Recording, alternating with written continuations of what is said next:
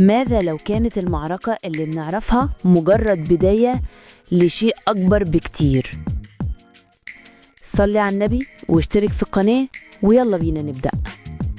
من الآلاف السنين وتحت شمس بتكوي الجلد كان في جيش مجهول، مش من الجنود لكن من عبيد البنا، الناس اللي بتبني الأهرامات الشاهقة وهي بتدوس على دمهم وعرقهم، ناس بيطحنوا في صمت عشان مجد مش مجدهم.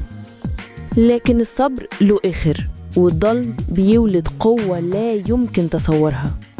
في ليلة محدش توقعها اتحولوا العبيد دول من بنائين محبطين لمتمردين شرسين. رفعوا أدوات البنى كسيوف وقلبوا المعاول دروع. كانوا بيطالبوا بحاجة واحدة، هي الحرية والعدالة. والسادة اللي كانوا بيحكموا مصر كانوا غرقانين في صراعهم القديم. ملك الشمال بيكره ملك الجنوب، وكل واحد بيحاول يلغي وجود التاني. لكن المتمردين دول كانوا الخطر الحقيقي اللي ما كانش على الخريطة. المعركة دي ما كانتش بين جيشين، بقت معركة ثلاثية الأطراف. تخيل إنك تكون في مكانهم، تختار بين عدوك القديم وبين عدوك الجديد. العبيد بقيادة بطل منهم قدروا يشكلوا جيش ثالث قوي بيهاجم من كل ناحية، لدرجة إن الملكين اللي كانوا بيكرهوا بعض اضطروا يوقفوا القتال. التحالف المستحيل حصل، الشمال والجنوب اتحدوا مؤقتاً. كان لازم يواجهوا التهديد اللي ممكن يقلب كيان الدولة كله. المعركة الفاصلة كانت عظيمة، هزت الأرض ووصل صداها لكل مكان. النقش الصغير على أدوات العبيد كان رمزاً لإرادة مش هتنكسر.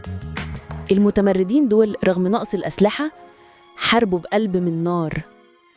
الخسائر كانت فادحة، والتضحية كانت غير متوقعة من كل الأطراف. الحقيقة اللي هتصدم الجميع هي مين كسب في الآخر.